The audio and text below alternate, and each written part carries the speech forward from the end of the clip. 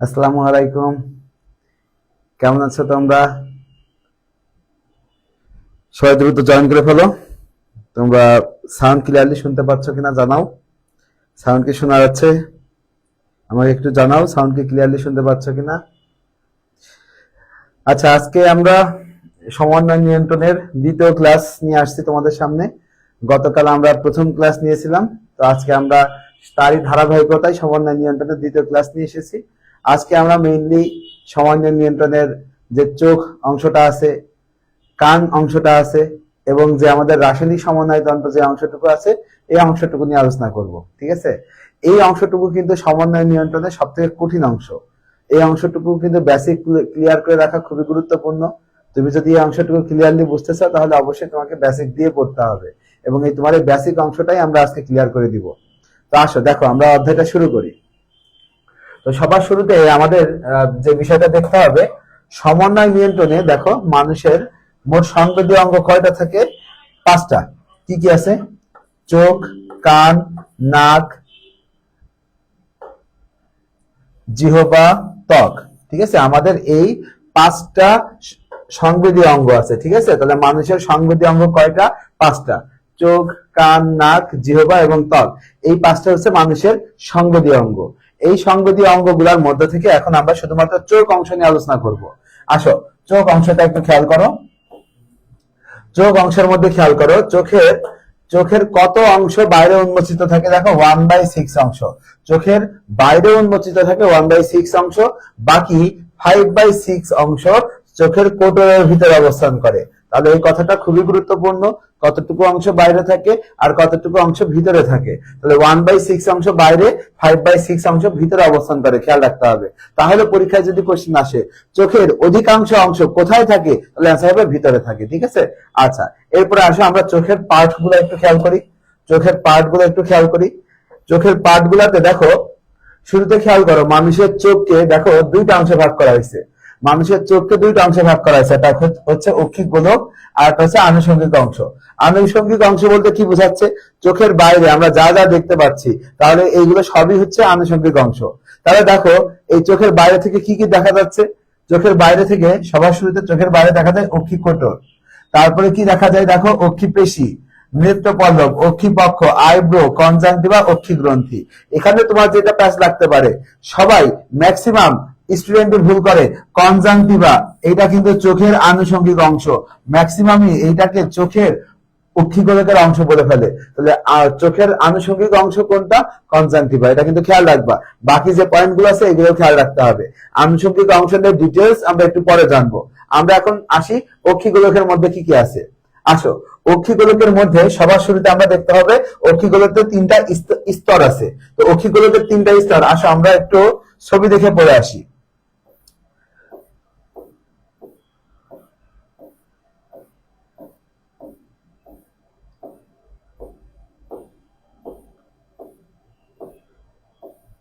আচ্ছা, এই ছবিটা একটু খেয়াল করো, এই ছবিটা একটু দেখো। দেখো এই ছবিতে তুমি দেখতে পাচ্ছ, দেখো এখানে অক্ষিগোলকের মোট 3টা অংশ দেখানো হয়েছে। দেখো এই যে 3টা অংশ, সব থেকে শুরুতে যে অংশটা আছে তাকে বলা হয় স্ক্লেরা, সেকেন্ড যে অংশটা দেওয়া আছে তাকে বলা হয় কোরোয়েড, থার্ড যে অংশটা দেওয়া আছে তাকে বলা হয় রেটিনা। তাহলে পরীক্ষায় যদি কোশ্চেন আসে অক্ষিগোলকের কয়টা অংশ? 3টা, স্ক্লেরা, কোরোয়েড, রেটিনা। ঠিক আছে, sclera, choroid, retina, sclera, choroid, retina. ঠিক আছে, ওকে। তারপরে দেখো স্ক্লেরাটা সামনের দিকে যে অংশ তৈরি করছে, স্ক্লেরা সামনের দিকে যে অংশ তৈরি করছে তাকে কি বলা হয়? স্ক্লেরা সামনের দিকে যে অংশ তৈরি করছে তাকে বলা হয় কর্নিয়া। ঠিক আছে, স্ক্লেরা সামনের দিকে যে অংশ তৈরি করছে তাকে বলা হয় কর্নিয়া। ঠিক আছে, এই অংশটা একটু খেয়াল করো। ওকে, এখন বাকি অংশটা যদি আমরা একটু দেখে আসি, আমরা চার্টে আসি।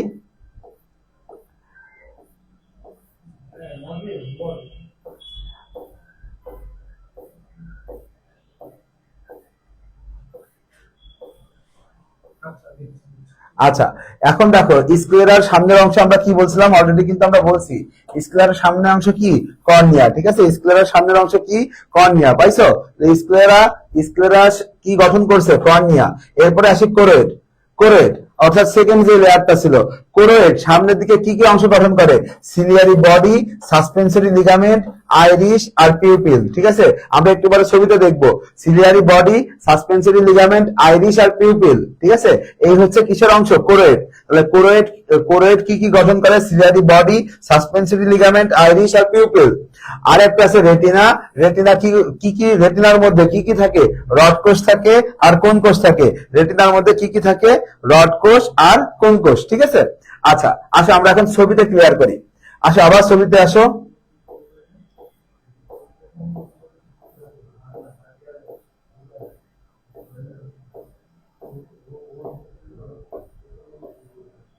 দেখো এই ছবিটা একটু খেয়াল করো। আমরা একটু আগে পড়লাম কি, যে আমাদের যে সব থেকে বাইরের স্তর স্ক্লেরা, সেটা কি গঠন করলো, কর্নিয়া। এরপরে খেয়াল করো যে কোরোয়েড অংশটা, কোরোয়েড কি কি গঠন করে, কোরোয়েডের মধ্যে শুরুতে খেয়াল করো, কোরোয়েডের মধ্যে এই যে অংশ, কোরোয়েডের মধ্যে এই যে অংশ, এটাকে কি বলা হয়, সিলিয়ারি বডি। এই যে অংশটাকে বলা হয় সিলিয়ারি বডি। সিলিয়ারি বডির মধ্যে কি থাকে, সিলিয়ারি বডির মধ্যে থাকে সিলিয়ারি পেশি। সিলিয়ারি বডির মধ্যে কি থাকে, সিলিয়ারি পেশি। সিলিয়ারি বডি থেকে সামনের দিকে দেখো, সিলিয়ারি বডি থেকে সামনের দিকে যে আঙ্গুলের মতো অংশ, যে আঙ্গুলের মতো অংশ গঠন হয়েছে, আঙ্গুলের মতো অংশ, আঙ্গুলের মতো অংশকে কি বলা হয়, আঙ্গুলের মতো অংশকে বলা হয় আইরিশ। ঠিক আছে, আঙ্গুলের মতো এই অংশকে বলা হয় আইরিশ। ঠিক আছে, আচ্ছা এখন এই দুইটা আইরিশের মাঝখানে, দুইটা আইরিশের মাঝখানে যে ফাঁকা জায়গা, দুইটা আইরিশের মাঝখানে যে ফাঁকা জায়গা, দেখো এই যে ফাঁকা জায়গাটা, এই ফাঁকা জায়গাটাকে বলা হয় পিউপিল। তাহলে আসো কি কি আমরা পড়লাম, সিলিয়ারি বডি, আইরিশ, পিউপিল। আরেকটা দেখো সিলিয়ারি বডির সাথে আরেকটা কি লাগা আছে, সাসপেন্সরি লিগামেন্ট। তাহলে আমরা যদি পরীক্ষায় আসে যে কোরোয়েডের অংশ কি কি, তাহলে কোরোয়েডের অংশ আসো আরেকবার দেখি। কোরোয়েডের অংশ সিলিয়ারি বডি, কোরোয়েডের অংশ আইরিশ, কোরোয়েডের অংশ পিউপিল, কোরোয়েডের অংশ সাসপেন্সরি লিগামেন্ট। কথা বোঝা গেছে? সাসপেন্সরি লিগামেন্ট, দুই পাশে সাসপেন্সরি লিগামেন্ট পরস্পর কি দ্বারা যুক্ত থাকে, দেখো সাসপেন্সরি লিগামেন্ট দ্বারা কি যুক্ত থাকে, লেন্স। ঠিক আছে, সাসপেন্সরি লিগামেন্ট দ্বারা কি যুক্ত থাকে, লেন্স। ওকে, আর একটা থার্ড যে লেয়ার, থার্ড লেয়ারটা খেয়াল করো। থার্ড লেয়ারটা কি, থার্ড লেয়ারটা হচ্ছে রেটিনা। থার্ড লেয়ারটা হচ্ছে কি, রেটিনা। দেখছো, থার্ড লেয়ারটা হচ্ছে রেটিনা। রেটিনার মধ্যে কি কি কোষ থাকে, রড কোষ থাকে আর কোন কোষ থাকে, তাই না? তাহলে এই জিনিসগুলো একটু খেয়াল করব। তাহলে দেখো আমরা পুরোটা, আশা করি পুরো স্তরগুলো তোমরা বুঝতে পারছো। ঠিক আছে, আচ্ছা এখন স্তরের পরে আমরা যদি একটু প্রকোষ্ঠ নিয়ে আলোচনা করি, একটু প্রকোষ্ঠ নিয়ে আলোচনা করি। আসলে প্রকোষ্ঠ কয় ধরনের আছে, তিন ধরনের। এটাকে বলে অগ্র প্রকোষ্ঠ, এইটা হচ্ছে মধ্য প্রকোষ্ঠ, এটা হচ্ছে ভিট্রিয়াস প্রকোষ্ঠ। ঠিক আছে, দেখো সরি, এটা হচ্ছে অগ্র প্রকোষ্ঠ, এটা পশ্চাৎ প্রকোষ্ঠ, এটা হচ্ছে ভিট্রিয়াস প্রকোষ্ঠ। এখানে কিন্তু কোনো মধ্য প্রকোষ্ঠ নাই, এই কথাটা খেয়াল করতে হবে। দেখো তাহলে কিন্তু এটা অগ্র প্রকোষ্ঠ, এটা পশ্চাৎ প্রকোষ্ঠ, এটা ভিট্রিয়াস প্রকোষ্ঠ। ঠিক আছে, এই জিনিসটা খেয়াল করব। এখন যদি পরীক্ষায় কোশ্চেন আসে অগ্র প্রকোষ্ঠ কার কার মধ্যে অবস্থান, দেখো অগ্র প্রকোষ্ঠ কার কার মধ্যে অবস্থান, কর্নিয়া আর আইরিশ। কর্নিয়া আর আইরিশের মধ্যে কোন প্রকোষ্ঠ, অগ্র প্রকোষ্ঠ। আইরিশ আর লেন্সের মাঝখানে কোন প্রকোষ্ঠ, পশ্চাৎ প্রকোষ্ঠ। লেন্স আর রেটিনা এর মধ্যে কোন প্রকোষ্ঠ, ভিট্রিয়াস প্রকোষ্ঠ। কথা বোঝা গেছে? এইভাবে আমাদের বুঝতে হবে কোথায় কোন প্রকোষ্ঠ থাকে, যথাক্রমে অগ্র প্রকোষ্ঠ, পশ্চাৎ প্রকোষ্ঠ, ভিট্রিয়াস প্রকোষ্ঠ। আশা করি বুঝতে পারছো। তাহলে এইভাবে আমরা মোটামুটি বুঝতে পারলাম যে আমাদের যে অক্ষিগোলক, এই অক্ষিগোলকের মধ্যে কি কি আছে। প্রথমে বললাম স্তর আছে, স্তরগুলো কি কি, স্ক্লেরা, কোরোয়েড, রেটিনা। এরপর আমরা কি বললাম, প্রকোষ্ঠ আছে, কি কি প্রকোষ্ঠ, অগ্র প্রকোষ্ঠ, পশ্চাৎ প্রকোষ্ঠ, ভিট্রিয়াস প্রকোষ্ঠ। আচ্ছা এছাড়া আরেকটা আছে কি, লেন্স আছে। লেন্স কি দ্বারা যুক্ত থাকে, সাসপেন্সরি লিগামেন্ট দ্বারা। সাসপেন্সরি লিগামেন্ট দ্বারা কি যুক্ত থাকে, লেন্স যুক্ত থাকে। ঠিক আছে, আশা করি অক্ষিগোলকের অংশগুলো বুঝতে পারছো। ওকে, তাহলে আমরা মোটামুটি থিওরিক্যাল যে বিষয়গুলো আমরা বুঝলাম। আসো এখন একটু ডিটেলস এগুলো নিয়ে আলোচনা করব। আচ্ছা একদম শুরুতে খেয়াল করো, শুরুতে এখানে স্ক্লেরা দেওয়া আছে। স্ক্লেরা, স্ক্লেরার মধ্যে একটা খুব আমরা প্যাচ লাগাই ফেলি। দেখো স্ক্লেরা কিন্তু একটা অস্বচ্ছ স্তর। স্ক্লেরা কি ধরনের স্তর? একটা অস্বচ্ছ স্তর। আমরা সবাই দিয়ে ফেলি স্ক্লেরাকে স্বচ্ছ স্তর বলি, স্ক্লেরা কিন্তু অস্বচ্ছ স্তর, এই কথা খেয়াল করতে হবে। স্ক্লেরা সাদা অস্বচ্ছ, এই কথা খেয়াল করবে। এবং কোন ধরনের স্তর? তন্তুময় স্তর, এই কথা খেয়াল করতে হবে। ঠিক আছে। আচ্ছা, আরেকটা বিষয় খেয়াল করবো, কর্নিয়াতে কিন্তু রক্ত সরবরাহ নাই। পরীক্ষায় কোশ্চেন আসে মানব দেহের কোন অংশে কোন প্রকার রক্ত সরবরাহ নাই, তাহলে অ্যান্সার কি হবে? কর্নিয়া। এখন কর্নিয়াতে রক্ত সরবরাহ নাই, তাহলে সে পুষ্টি পায় কোথা থেকে? তাহলে সে পুষ্টি পায় হচ্ছে অ্যাকোয়াস হিউমার থেকে। অ্যাকোয়াস হিউমার থেকে, এই কথা কিন্তু খুবই গুরুত্বপূর্ণ। তাহলে কর্নিয়াতে রক্ত সরবরাহ নাই, তাই সেটা কোথা থেকে পুষ্টি সরবরাহ করে? অ্যাকোয়াস হিউমার থেকে। আচ্ছা, এই কথা খেয়াল করব। আচ্ছা, এরপরে দেখো এখানে শেষ দিকে আছে কনজাংটিভা, সে কিন্তু কর্নিয়াকে আবৃত করে না। কনজাংটিভা কিন্তু কর্নিয়াকে আবৃত করে না। এক সময় বইয়ে দেওয়া থাকতো কনজাংটিভা কর্নিয়াকে আবৃত করে, কিন্তু তোমাকে জানতে হবে কনজাংটিভা কিন্তু কর্নিয়াকে আবৃত করে না। ওকে, এবার কাজ, যেহেতু এরা সব থেকে বাইরের স্তর, তোমরা দেখলাই যে তিনটা স্তরের মধ্যে সব থেকে বাইরের স্তর কোনটা? স্ক্লেরা। এই কারণে স্ক্লেরা কি করে? চোখের আকৃতি বজায় রাখে, চোখকে সংরক্ষণ করে, পেশি সংযুক্ত করে। এই কথা কিন্তু খুবই গুরুত্বপূর্ণ। এরা কি করছে? পেশি সংযুক্ত করছে, এই কথা খেয়াল করব। এবং কর্নিয়ার মধ্যে দিয়ে চোখের ভিতর কি প্রবেশ করে? আলো প্রবেশ করে। যেহেতু সব থেকে সামনের অংশ, এটা আমরা একটু আগে দেখলাম সব থেকে সামনের অংশ, চোখের সামনের অংশ, তাই এটা দিয়ে কি করে? আলো প্রবেশ করে। তাহলে এই কথা খেয়াল করতে হবে। এছাড়া চোখকে ধুলাবালি ও জীবাণু থেকে রক্ষা করে। এগুলো সবই স্ক্লেরার কাজ, এই কাজগুলো খেয়াল করতে হবে। ওকে, স্ক্লেরার কাজের পরে একটু যদি আমরা নিচে আসি, দেখো কোরোয়েড। আমরা একটু আগে দেখলাম যে ছবি দেখছিলাম, সেই ছবিতে দেখো, সেই ছবিতে সব থেকে কালো অঞ্চলটা ছিল কি? সব থেকে কালো অঞ্চলটা ছিল কোরোয়েড। দেখো সব থেকে কালো অঞ্চলটা ছিল কোরোয়েড। এবং এই ছবিটাতে একটু খেয়াল করো, দেখো এই ছবিতে সব থেকে লাল অঞ্চলটা দেখো কোরোয়েড। ঠিক আছে। এখন এই কারণটা কি? এটার কারণ কি? এটার অবশ্যই তো একটা কারণ আছে। তার কারণ কি? দেখো কোরোয়েডের মধ্যে সব থেকে বেশি রক্তবাহিকা থাকে। তাহলে সব থেকে বেশি রক্তবাহিকা সমৃদ্ধ, সব থেকে বেশি রক্তবাহিকা সমৃদ্ধ যে অংশ, তাকে কি বলা হয়? কোরোয়েড। কোরোয়েড এবং মেলানিন রঞ্জকে রঞ্জিত থাকে। এই কারণে আমাদের পাশে যে ছবিটা আছে, সেই ছবিতে কালো কালার করা হয়েছে। ঠিক আছে। তাহলে আমরা এই দুইটা কথা খেয়াল করব। এই দুইটা কথা খুবই গুরুত্বপূর্ণ, যে কোরোয়েডের মধ্যে কি থাকে? সব থেকে বেশি রক্তবাহিকা সমৃদ্ধ, এবং কি ধরনের রঞ্জক থাকে? মেলানিন রঞ্জকে রঞ্জিত থাকে। তাহলে আমাদের যদি পরীক্ষায় কোশ্চেন আসে আমাদের চোখের সব থেকে বেশি রক্তবাহিকা সমৃদ্ধ অঞ্চল কোনটা, অ্যান্সার হবে কোরোয়েড। ঠিক আছে।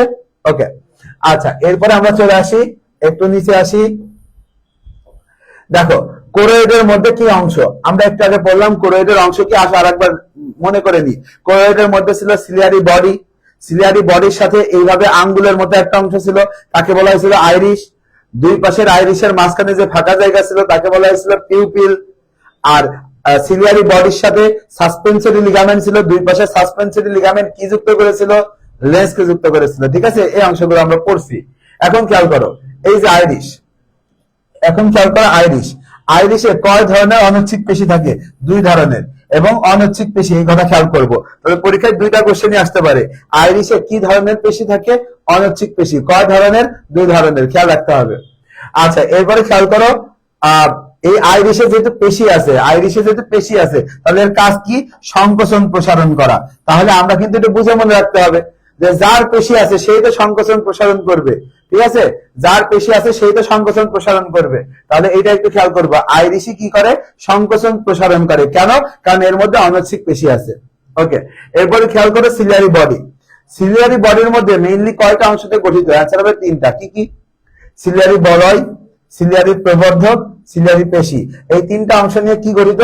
সিলিয়ারি বডি গঠিত। কথা বোঝা গেছে? সিলিয়ারি বডি গঠিত কি কি দিয়ে? সিলিয়ারি বলয়, সিলিয়ারি প্রবর্ধক, সিলিয়ারি পেশি। এই তিনটা অংশ নিয়ে সিলিয়ারি বডি গঠিত। ওকে, এরপরে খেয়াল করো কাজ। সিলিয়ারি পেশিগুলো কি করে? লেন্সের আকৃতি পরিবর্তন করে উপযোজন ক্রিয়ায় অংশগ্রহণ করে। উপযোজন ক্রিয়াটা কি আমরা একটু পরে বুঝবো। তো সেই উপযোজন ক্রিয়াটা করে কে? সিলিয়ারি পেশিগুলো। এক কথায় বলতে পারি, আমরা যে চশমা ব্যবহার করি না, আমাদের চশমা আমাদের কিসে সাহায্য করে? উপযোজনে সাহায্য করে। তো সেই উপযোজন গুলো আমাদের নর্মালি করে কি? নর্মালি করে হচ্ছে এই সিলিয়ারি পেশিগুলো। তাহলে এই কথা খেয়াল করবো। যে উপজনন ক্রিয়ায় অংশগ্রহণ করে কে? অ্যান্সার হবে সিলিয়ারি পেশি।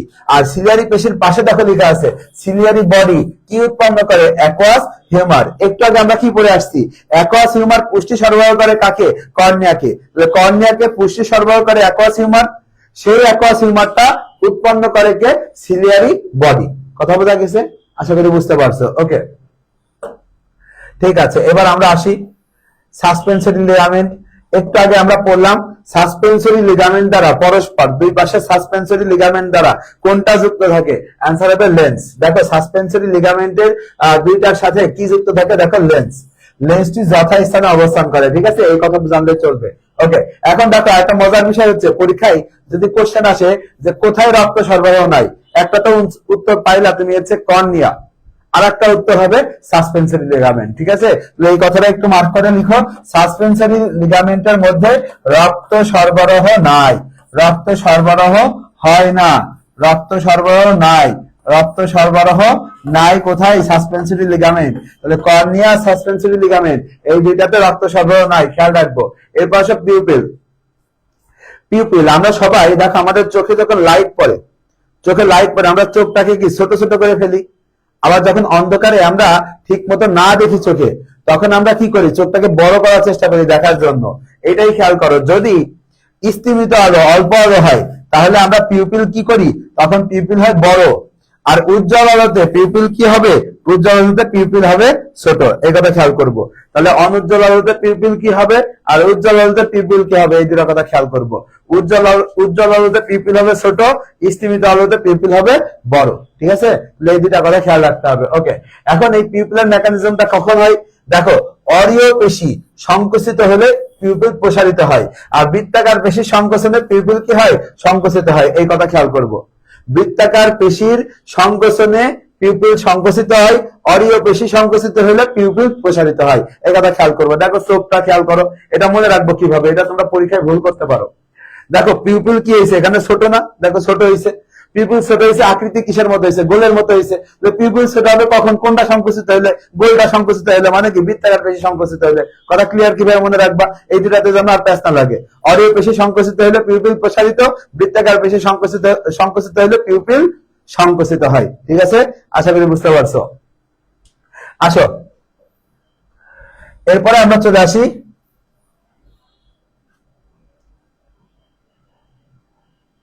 পরের টপিকসে আসি আমরা। পরের টপিকটা খেয়াল করো,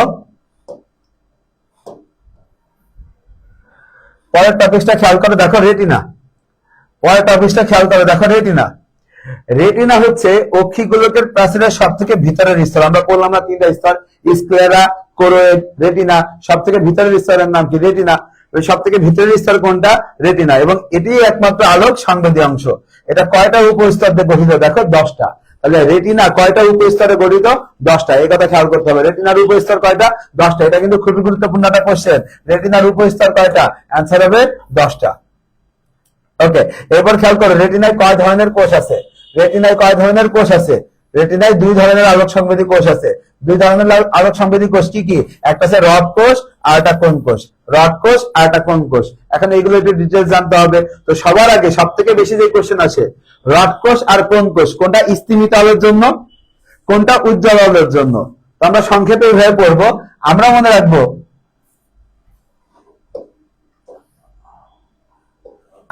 রাখবো, রড ইকুয়াল টু ডিম। রডের ডি এর সাথে ডিম মিলাবা, তার মানে কি? রড কোষ ডিম লাইটে দেখতে সহায়তা করে। ঠিক আছে, এইভাবে মনে রাখবো। তাহলে অনুজ্জ্বল আলোতে দেখতে সহায়তা করে কোনটা? রড কোষ। উজ্জ্বল আলোতে দেখতে সহায়তা করে কোনটা? কোণ কোষ। তাহলে রড ইকুয়াল টু ডিম, এটা খেয়াল করবো। আচ্ছা, এখন রড কোষগুলোর বাইরে আকৃতিটা কেমন দেখো? রড আকৃতির। এখানে কি থাকে? এখানে থাকে রোডোপ্সিন। রোডোপ্সিন নামক এখানে আলোক সংবেদী রঞ্জক পদার্থ থাকে, এবং সাথে সাথে কোন ভিটামিনটা থাকে? Vitamin A. খুবই গুরুত্বপূর্ণ এমসিকিউ। রড কোষে কোন ভিটামিন থাকে? Vitamin A. এছাড়া কোন কোষ আছে? কোন কোষের মধ্যে কি থাকে? কোন কোষের মধ্যে আয়োডোপসিন থাকে। এবং এই কোন কোষ যেহেতু আয়োডোপসিন থাকে, এই কথাটা একটু খেয়াল করব। আচ্ছা, এছাড়া এটি ফটোপসিন নামক প্রোটিন সমৃদ্ধ।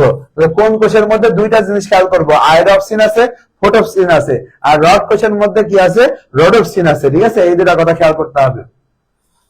ওকে, এরপর আমরা চলে আসি, দেখো চোখের রডকোষের সংখ্যা কত?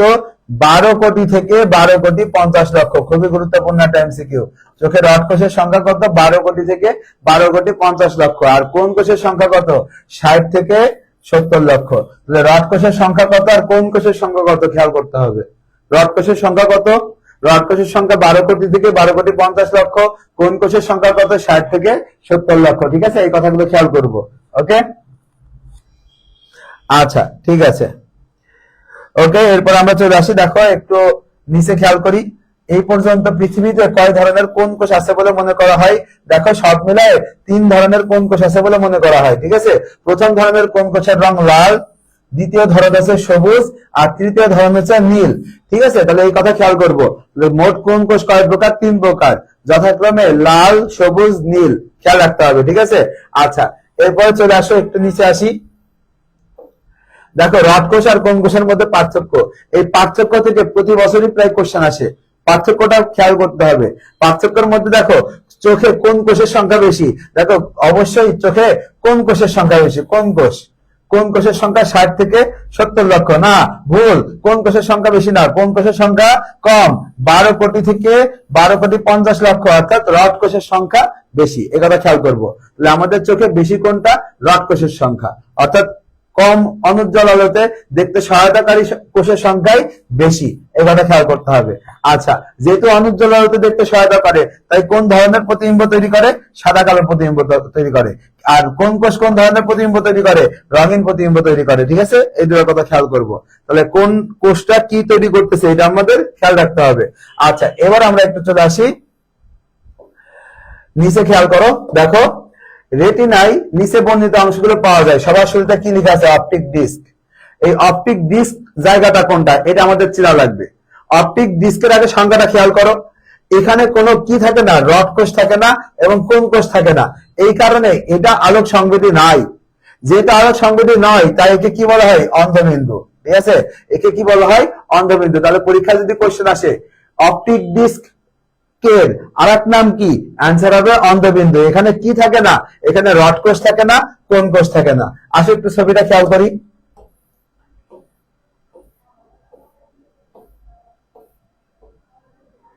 এখানে খেয়াল করো, দেখো এই যে অংশটা, এখানে খেয়াল করো এই যে অংশটা, দেখো এই যে অংশটা, এই অংশটার মধ্যে খেয়াল করো। এখানে দেখো শুধুমাত্র অপটিক স্নায়ু আছে। এখানে শুধুমাত্র কি আছে? অপটিক স্নায়ু আছে। ঠিক আছে, এই অপটিক স্নায়ু যেখানে আছে এখান থেকে কি কোন প্রকার রড কোষ কোন কোষ থাকা সম্ভব না। যেহেতু এখানে রড কোষ কোন কোষ নাই, তাই এই জায়গাকে বলা হয়েছে কি?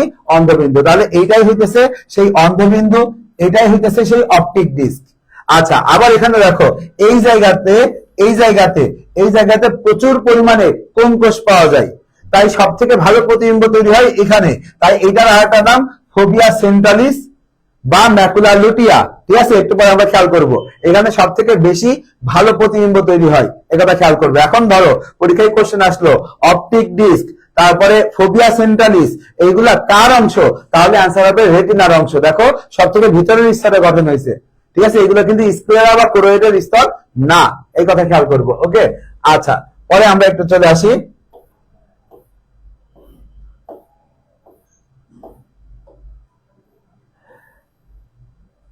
দেখো এখানে সেই এই যে সেই ম্যাকুলা লুটিয়া, সেই ম্যাকুলা লুটিয়াকে কি বলা হয়? ফোবিয়া সেন্ট্রালিস, বা এর আরেকটা নাম কি? পিতবিন্দু। এই কথা খেয়াল করবো। এটা পিতবিন্দু হওয়ার কারণ কি? কারণ এটা একটা হলদে অঞ্চল। ঠিক আছে, এই কালারটা একটা হলদে অঞ্চলের কালার হয়। ঠিক আছে, এখানে খেয়াল করবো। এখানে কি পাওয়া যায়? প্রচুর পরিমাণ কোন কোষ, অলরেডি আমি বলছি যেটা। ওকে, তাহলে আমরা আশা করি এইটুকু তোমরা বুঝলা। অপটিক ডিস্ক কি, ম্যাকুলা লুটিয়া কি। আচ্ছা, এই দুটার একটা পার্থক্য আছে, পার্থক্য তোমরা একটু দেখে নিও। পরে আসল লেন্স। লেন্স দেখো, একটু আগে আমি একটা কথা বলছি, সাসপেন্সরি লিগামেন্টের মধ্যে কিন্তু রক্ত সরবরাহ নাই। তাহলে সাসপেন্সরি লিগামেন্ট দ্বারা যুক্ত যেটা, তার মধ্যে কি রক্ত সরবরাহ আছে? না।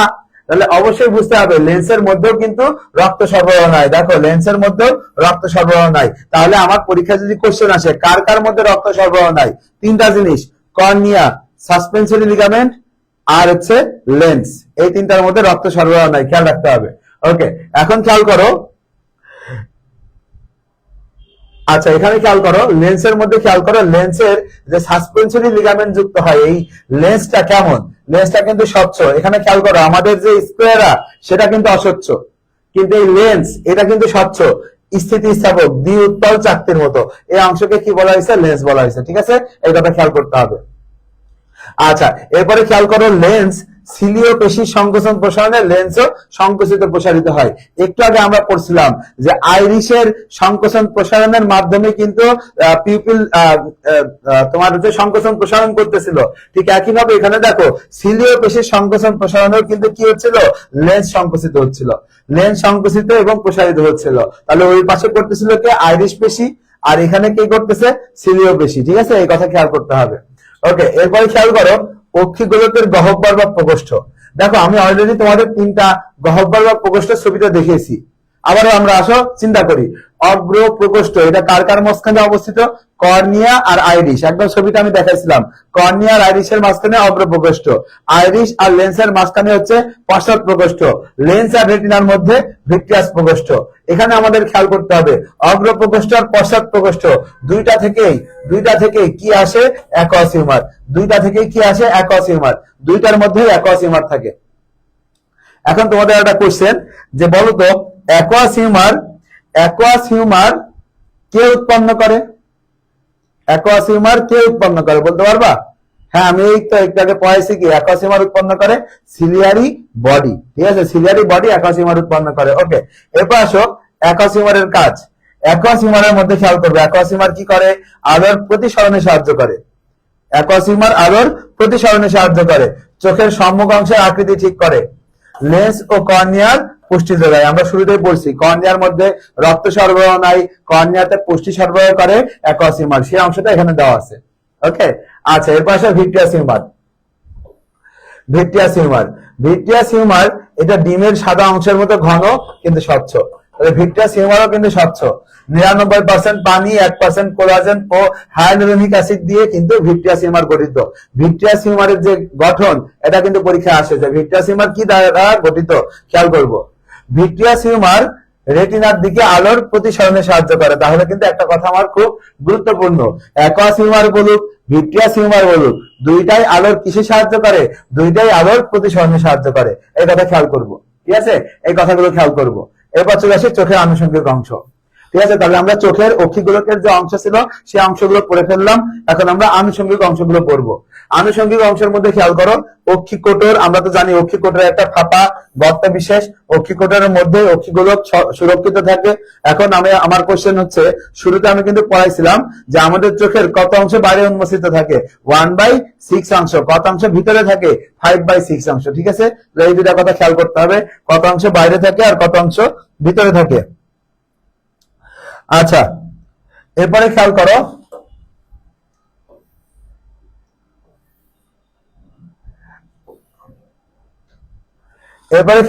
অক্ষিগোলকের বাইরের দিকে কয়টা এক্সটেনসিভ পেশি থাকে? দেখো 6টা। অক্ষিগোলকের বাইরের দিকে কয়টা এক্সটেনসিভ পেশি থাকে? 6টা। ঠিক আছে, এর বাইরে তোমাদের বইয়ে আরেকটা অতিরিক্ত পেশির নাম দেওয়া আছে, লিভেটার পালপেব্রিস সুপিরিয়রিস। যদি কখনো যদি তুমি দেখো তোমার পরীক্ষায় কোশ্চেনে 6টা নাই, তখন তুমি 7টা দিতে পারো। ঠিক আছে, কিন্তু তোমাকে অবশ্যই পরীক্ষায় যদি কোশ্চেন আসে এক্সটেনসিভ পেশি কয়টা, তাহলে অ্যান্সার হবে 6টা। ঠিক আছে, আচ্ছা এখন 6টা কিন্তু একটা অক্ষিগোলকের বাইরে, তাহলে দুইটা অক্ষিগোলকের বাইরে কয়টা? 6 জোড়া, মানে 12টি। ঠিক আছে, এই কথা খেয়াল করতে হবে। তাহলে একটা অক্ষিগোলক বলছে নাকি দুইটা অক্ষিগোলক বলছে, এই কথা খেয়াল রাখো। আচ্ছা এর মধ্যে কয়টা রেকটাস? 4টা রেকটাস। আর কয়টা অবলিক? 2টা অবলিক। ঠিক আছে, তাহলে এর মধ্যে 4টা রেকটাস পেশি আছে আর 2টা অবলিক পেশি আছে, খেয়াল রাখতে হবে। তাহলে 4টা রেকটাস আবার কি কি দেখো, মিডিয়াল রেকটাস আছে, ল্যাটারাল রেকটাস, সুপিরিয়র, ইনফেরিয়র। নামের সাথে বোঝা যাচ্ছে যেটা মিডিয়াল সেটা ভিতরের দিকে ঘুরবে, যেটা ল্যাটারাল সেটা বাইরের দিকে, সুপিরিয়র উপরের দিকে, ইনফেরিয়র নিচের দিকে। ঠিক আছে, আশা করি কোন রেকটাস কি করে এগুলো আমরা পারবো। ঠিক আছে, তাহলে এখান থেকে আমরা খেয়াল করব কোন রেকটাস পেশিটা কি করে। ঠিক আছে, মিডিয়াল, ল্যাটারাল, সুপিরিয়র, ইনফেরিয়র এগুলো খেয়াল করব। এছাড়া আরো 2টা পেশি আছে, সুপিরিয়র অবলিক, ইনফেরিয়র অবলিক। এখন আমি তোমাদের একটু ধরি, আমি আগের দিন সবে পড়াইছিলাম সুপিরিয়র অবলিক পেশিতে কোন স্নায়ু সাপ্লাই দেয়। আমি ওখানে লিখে দিছিলাম, মনে আছে কিনা, যে সুপিরিয়র অবলিক পেশির মধ্যে SO4 এর অর্থ কি 4 নাম্বার যে স্নায়ু সেটা সাপ্লাই দেয় কোথায়? সুপিরিয়র অবলিক পেশিতে। তাহলে 4 নাম্বার স্নায়ুর নাম কি? ট্রক্লিয়ার। ঠিক আছে, তাহলে ট্রক্লিয়ার স্নায়ু সাপ্লাই দেয় কোথায়? সুপিরিয়র অবলিক পেশিতে। ঠিক আছে, এই কথা খেয়াল করব। ওকে, আচ্ছা এরপরে খেয়াল করো, একটু নিচে যাই, দেখো এখানে আছে অক্ষিক গ্রন্থি। অক্ষিক গ্রন্থি আমাদের চোখে কয়টা? আমরা মনে রাখবো আমাদের চোখে অক্ষিক গ্রন্থি আছে 3 প্রকার। আমাদের চোখে অক্ষিক গ্রন্থি কত প্রকার আছে? 3 প্রকার। 3 প্রকার অক্ষিক গ্রন্থি আছে আমাদের চোখে। তো আমাদের চোখের অক্ষিক গ্রন্থি আমরা মনে রাখবো হামলা দ্বারা। হামলা মানে কি? চোখে হামলা, মনে রাখবো চোখে হামলা। হামলা মানে কি? হার্ডেরিয়ান, মেবোমিয়ান, ল্যাক্রিমাল। তাহলে আমাদের অক্ষিক গ্রন্থি আছে কয়টা? 3টা। কি কি আছে? হার্ডেরিয়ান, মেবোমিয়ান, ল্যাক্রিমাল। ঠিক আছে, এই গ্রন্থিগুলোর নাম খেয়াল করবো। ঠিক আছে, হার্ডেরিয়ান, মেবোমিয়ান, ল্যাক্রিমাল। ঠিক আছে, এই কথাগুলো খেয়াল করবো। এরপর চলে আসো প্রতিবিম্ব গঠন ও দর্শন প্রক্রিয়া। আমাদের প্রতিবিম্ব গঠনে মোট কয়টা ধাপে সংগঠিত হয়? দেখো 5টি ধাপে সংগঠিত হয়। প্রতিবিম্ব গঠন কয়টা ধাপে সংগঠিত হয়? 5টি ধাপে। কিভাবে আসে একটু খেয়াল করো। সবার শুরুতে দেখো, সবার শুরুতে তো অবশ্যই চোখে আলো প্রবেশ করা লাগবে। এখন একটু আগে আমরা কি পড়ে আসছি? চোখে আলো প্রবেশ করে কার সাহায্যে? অ্যান্সার হবে কর্নিয়ার সাহায্যে, তাই না? চোখে আলো প্রবেশ করে কার সাহায্যে? কর্নিয়ার সাহায্যে। এরপর এই চোখের আলো প্রবেশ করলে সেই আলো দেখো এসে প্রতিবিম্ব গঠন করছে কোথায়? দেখো প্রতিবিম্ব গঠন করছে রেটিনায়। দেন ওই প্রতিবিম্ব বৈদ্যুতিক সিগন্যালে রূপান্তর হবে। প্রতিবিম্বটা কোথায় কি রূপান্তর করবে? বৈদ্যুতিক সিগন্যাল। আচ্ছা, দেন ওই সিগন্যাল কোথায় পাঠাবে? মস্তিষ্কে। সিগন্যাল কোথায় পাঠাবে? মস্তিষ্কে। মস্তিষ্কের মাধ্যমে স্নায়ু অনুভূতির বিশ্লেষণ ও দর্শন হবে। ঠিক আছে, মস্তিষ্কের মাধ্যমে স্নায়ু অনুভূতির বিশ্লেষণ ও দর্শন হবে। ঠিক আছে, এই কথা খেয়াল করবো। তাহলে প্রতিবিম্ব গঠন কয়টা ধাপে হয়? 5টা ধাপে। ঠিক আছে, এই কথাগুলো খেয়াল করতে হবে। ঠিক আছে, সবগুলো আমরা খেয়াল করব। আচ্ছা এরপরে চলে আসো উপযোজন। উপযোজনের মধ্যে খেয়াল করব চোখ থেকে কত মিটার দূরত্বে কোন বস্তুর প্রতিবিম্ব স্বাভাবিকভাবে প্রতিফলিত হয়? দেখো 6 মিটার দূরত্বে। চোখ থেকে কত মিটার দূরত্বে? 6 মিটার দূরত্বে। দূরত্বটা খেয়াল করব। চোখ থেকে 6 মিটার দূরত্বে কোন বস্তুর প্রতিবিম্ব স্বাভাবিকভাবে রেটিনায় প্রতিফলিত হয়। লেন্স ব্যবহার করা হয়।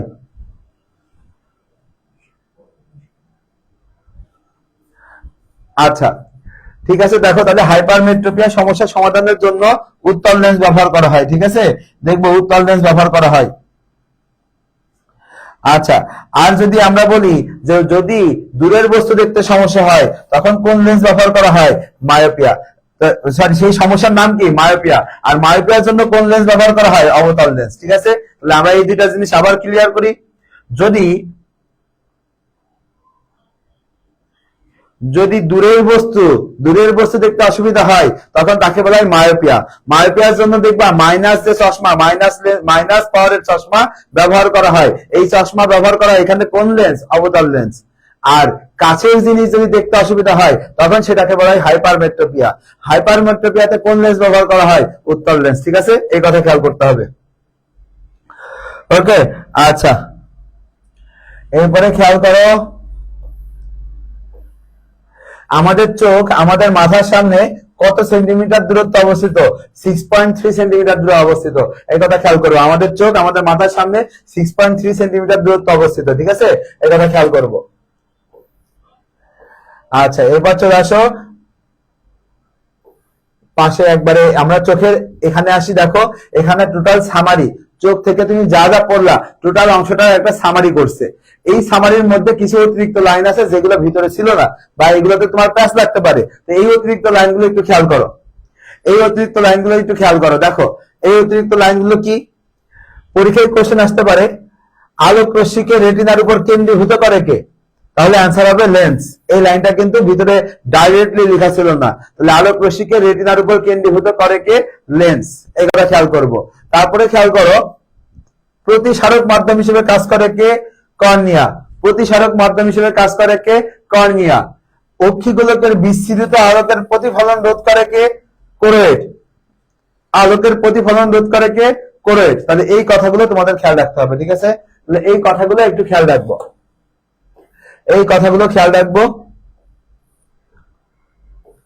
তারপর আমরা চলে আসি কান। আমরা কান অংশে আসি।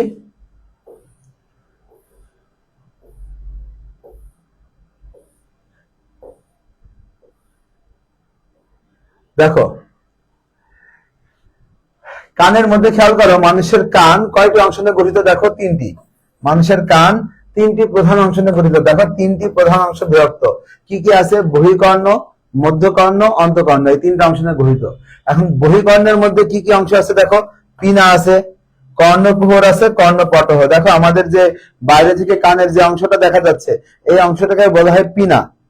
একটু ভিতরে যে অংশ আছে সেটাকে বলা হয় কর্ণকুহর, ভিতরে যে অংশটুকু। আর একদম কানের পর্দা, যেটা আমরা বাংলা ভাষায় যেটা বলি কানের পর্দা, সেটাকে বলা হয় কর্ণপটহ। ঠিক আছে, সেটাকে কি বলে? কর্ণপটহ। এই কথা খেয়াল করব। এরপর দেখো মধ্যকর্ণের মধ্যে কি আছে? কর্ণাস্থি আছে, ইউস্টেশিয়ান নালী আছে, ছিদ্রপথ আছে। মধ্যকর্ণের মধ্যে কি কি আছে? কর্ণাস্থি, ইউস্টেশিয়ান নালী আর ছিদ্রপথ। কর্ণাস্থির মধ্যে কি কি আছে? Malleus, incus, stapes. তোমরা জানো আমাদের দেহের সব থেকে ছোট অস্থির নাম কি? স্টেপিস। আচ্ছা, ছিদ্রপথ কি কি আছে? ফেনেস্টা ওভালিস, ফেনেস্টা রোটান্ডা। অন্তকর্ণের মধ্যে কি কি আছে? ইউটিকুলাস, স্যাকুলাস। আচ্ছা, এই জিনিসটা তো পড়লা। এখন আসো এই জিনিসটা আমরা একটু ছবিতে দেখবো। ছবিতে জিনিসটা কেমন আসলে দেখি।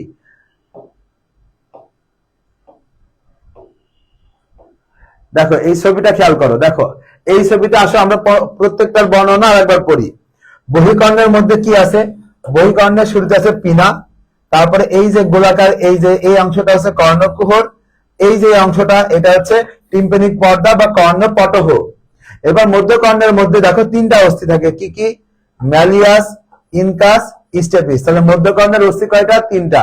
Malleus, incus, stapes. আর ভিতরের দিকে এই যে দুইটা ছিদ্রপথ আছে, উপরের ছিদ্রপথকে বলা হয় ফেনেস্ট্রা ওভালিস, আর নিচের ছিদ্রপথকে বলা হয় ফেনেস্ট্রা রোটান্ডা।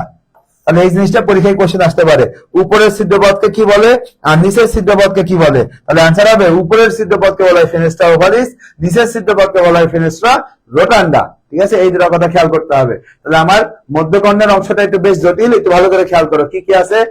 কর্ণাস্থি আছে, গহ্বর আছে বা ছিদ্রপথ আছে, ইউস্টেশিয়ান নালী আছে। এই আছে মধ্যকর্ণের অংশ। আর অন্তকর্ণের মধ্যে আছে কি? ইউট্রিকুলাস আর স্যাকুলাস। তাহলে অন্তকর্ণের মধ্যে আছে ইউট্রিকুলাস আর স্যাকুলাস। ঠিক আছে, ওকে। আচ্ছা, এখন তোমার পরীক্ষায় কোশ্চেন আসতে পারে যে বহিকর্ণ, মধ্যকর্ণ, অন্তকর্ণ কোনটা তরল পূর্ণ। দেখো আমাদের যে কান থেকে যে তরলটা আসে সেটা কিন্তু অন্তকর্ণের অংশ। আর মধ্যকর্ণ আর বায়ুকর্ণ, বহিকর্ণ আর মধ্যকর্ণ, এই দুইটা হচ্ছে বায়ুপূর্ণ। ঠিক আছে, এই দুইটা বায়ু দ্বারা পূর্ণ থাকে, এই কথা খেয়াল করবো। ওকে, এখন আসো আমরা একটু বিস্তারিত শিখি। প্রথমে খেয়াল করো পিনা। পিনার আর একটা নাম কি? দেখো অরিকল বা কর্ণছত্র। পিনার আর কি কি নাম আছে? অরিকল বা কর্ণছত্র। ঠিক আছে, এই কথা খেয়াল করব। পিনা কি দ্বারা নির্মিত? দেখো তরুণাস্থি নির্মিত। পিনা কি নির্মিত? তরুণাস্থি নির্মিত। পিনা হচ্ছে তরুণাস্থি নির্মিত কানের বাইরের প্রসারিত ও লোমশ অংশ, এটা হচ্ছে কি? পিনা। এই কথা খেয়াল করব। আচ্ছা, পিনার কাজটা পড়বো। শব্দ তরঙ্গ সংগ্রহ এবং সংগ্রহ কেন্দ্রীভূত করে কর্ণকুহরে প্রেরণ করে পিনার কাজ। শব্দকে এখানে নিয়ে এসে ভিতরে ঢুকাই দেওয়া হচ্ছে পিনার কাজ। ঠিক আছে, এই কথা খেয়াল করব। এখানে একটা খুব গুরুত্বপূর্ণ, পিনার অভ্যন্তরে কিন্তু পেশিতন্তু আছে। পিনার অভ্যন্তরে কি আছে? পেশিতন্তু আছে। এখানে বলা আছে মানুষ তো কান নাড়াতে পারে না, কিন্তু তারপরেও পিনার মধ্যে কি আছে? পেশিতন্তু আছে। এই কথা খেয়াল রাখতে হবে। আচ্ছা, ঠিক আছে, এরপরে আমরা চলে আসি অডিটরি মিটাস বা অডিটরি মিটাস। এইটা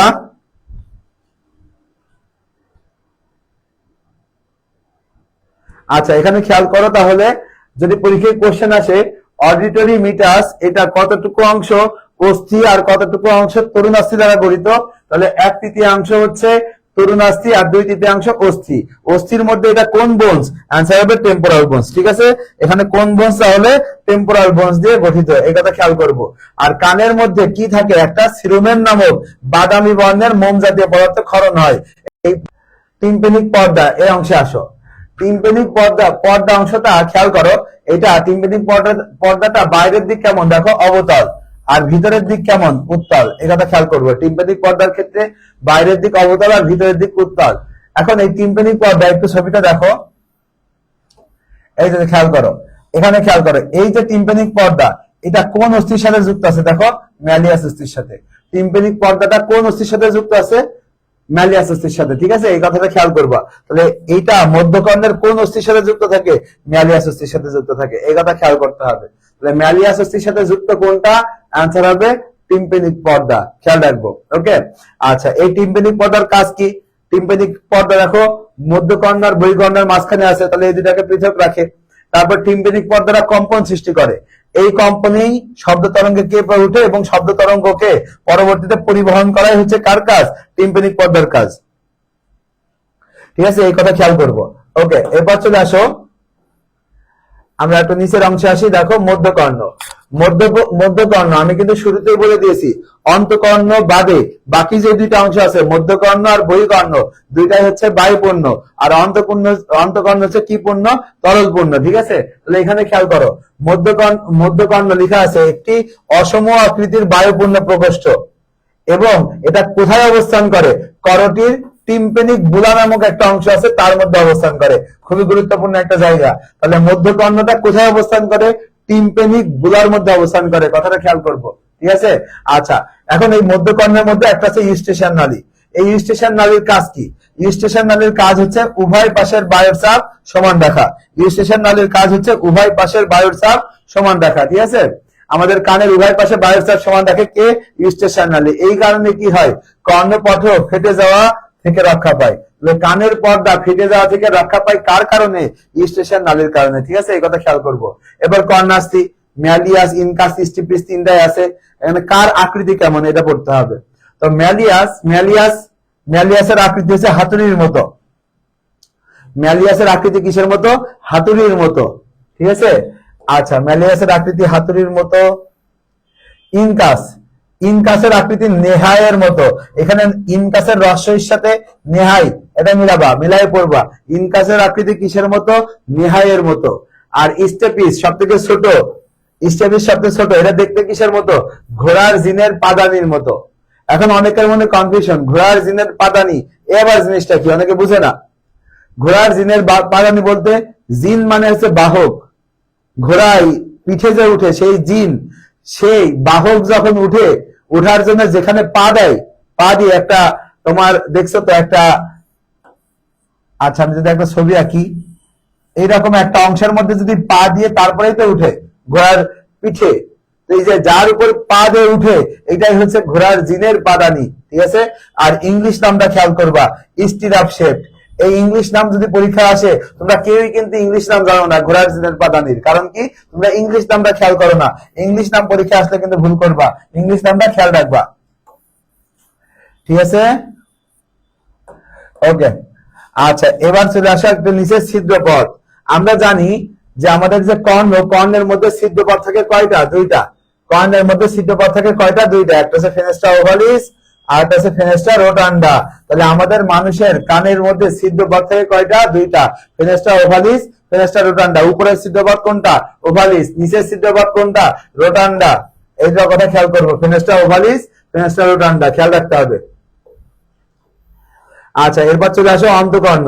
অন্তকর্ণের মধ্যে আমাদের খেয়াল করব, প্রত্যেকটা অন্তকর্ণ অবশ্যই অডিটরি ক্যাপসুলের পেরিওডিক অস্থির অভ্যন্তরে অবস্থান করে, ঠিক আছে। অন্তকর্ণ তাহলে কোথায় অবস্থান করে? অডিটরি ক্যাপসুলের পেরিওডিক অস্থির অভ্যন্তরে অবস্থান করে, এই কথা খেয়াল করব। এখন আমরা তো জানি যে একটু আগে বললাম মধ্যকর্ণ কোথায় অবস্থান করে? টিম্প্যানিক বুলার মধ্যে। মধ্যকর্ণ কোথায় অবস্থান করে? করটিকার টিম্প্যানিক বুলার মধ্যে। আর অন্তকর্ণ কোথায় অবস্থান করে? পেরিওডিক অস্থির অভ্যন্তরে। অন্তকর্ণ কোথায় অবস্থান করে? পেরিওডিক অস্থির অভ্যন্তরে, ঠিক আছে, এই কথা খেয়াল করব। আচ্ছা, এখন এই অন্তকর্ণের মধ্যে আমরা তো একটু আগে বললাম অন্তকর্ণের মধ্যে তরল পদার্থ থাকে। তো এই তরল পদার্থ দুই প্রকার, একটা হচ্ছে পেরিলিম্ফ আর একটা হচ্ছে এন্ডোলিম্ফ। এই দুই ধরনের তরল পদার্থ থাকে, ঠিক আছে। একটা হচ্ছে এন্ডোলিম্ফ আর একটা হচ্ছে পেরিলিম্ফ। এখন কোথায় পেরিলিম্ফ থাকে, কোথায় এন্ডোলিম্ফ থাকে, এটা পরীক্ষায় আসে। তো এইটা আমরা একটু খেয়াল করব যে এখানে আমরা একটা কথা লিখি, একটা টেকনিক লিখি। লিখো ম ইকুয়াল টু এন্ডোলিম্ফ, ম ইকুয়াল টু এন্ডোলিম্ফ। তাহলে এখন খেয়াল করো, দেখো এখানে দুই ধরনের অন্তকর্ণের অংশ বলছে, একটা হচ্ছে মেমব্রেনাস লেবিরিন্থ আর একটা অস্থিময় লেবিরিন্থ। তো মেমব্রেনাস আর অস্থিময় লেবিরিন্থ কোনটার মধ্যে এন্ডোলিম্ফ থাকে? তো আমরা কিন্তু অলরেডি দেখলাম যে মেমব্রেনাস লেবিরিন্থ মযুক্ত, তাই এর মধ্যে কি থাকবে, এন্ডোলিম থাকবে। অস্থিময় লেবিরিন্থ এর মধ্যে কি থাকবে, পেরিলিম। ঠিক আছে, তাহলে এইভাবে আমরা পড়বো। কেন, আমি যদি আরো একটা অংশ বলি, আসো পাশের পেজে একটু খেয়াল করো।